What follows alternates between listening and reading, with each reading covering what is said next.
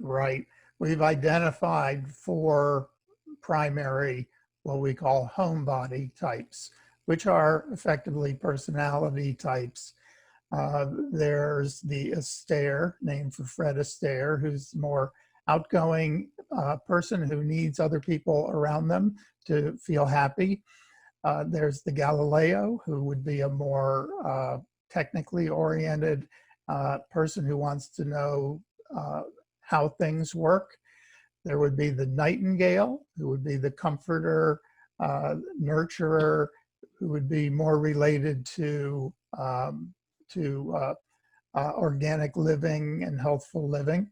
And then there's the Plato, who is the philosopher, the contemplative personality type, who wants to know why things work. And each of those four personality types, or what we call homebody types, has certain preferences and tendencies. And by identifying your homebody type, the things you do to center your home can be more focused on you and more tailored to you specifically. Now, these aren't meant to categorize you and pigeonhole you. They're meant to be informative. It's helping you understand yourself more. And unlike other personality type tests, you can put more than one answer into each of the 20 questions that are in the quiz. So you can find out what your secondary tendencies might be too. Right. Well, I sometimes refer to myself as the guide. I'm like Sacagawea, where Lewis and Clark knew they wanted to get to the other side of the continent, but they didn't know how to get there. And they needed an expert guide who knew the way through the process. Mm-hmm. And so I'm not trying to select things for my clients, but I'm trying to point out the pros and cons of different decisions and prioritize what decision has to be made before other decisions and all of that sort of thing. And then we go talk to people who are experts in each of those areas, and they offer them guidance.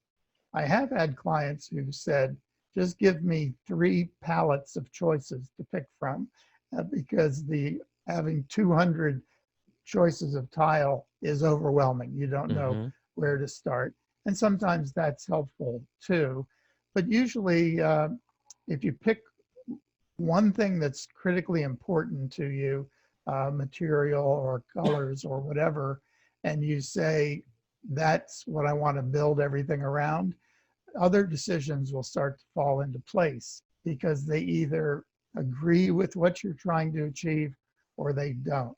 So you set up your parameters, and that's your scorecard for whether decisions are supporting your goal, the concepts, or not.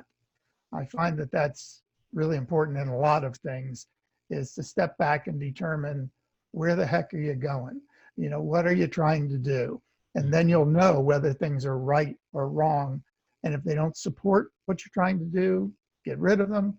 And if they do support what you're trying to do, then add them into your effort. Well, it sort of comes down to everyone needs their own turf. You need to have your safe space. And safe space does not mean physically safe. It means kind of emotionally safe.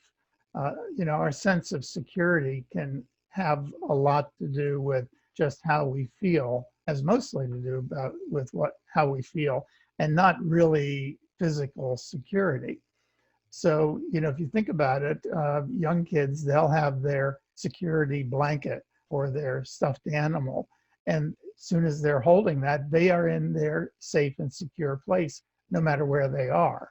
And this is important. And we never lose this as we grow older, and we still need that space. So in a home with a number of people, you just need to make sure that you address that condition that gives everybody that place, which could be quite small, but it's theirs. And if somebody steps into that space, they're a visitor to that space. They're not taking it over. But then on the other hand, you want to prosper interaction and communication with each individual. So you might think about having places where 2 people would be comfortable interacting. You might have a place where 4 people could interact. Maybe there's a family game table or something like that, and it's designed for that number of people. And then you would certainly want to have places where the entire family gathers in an appropriately scaled space and they can interact as a group.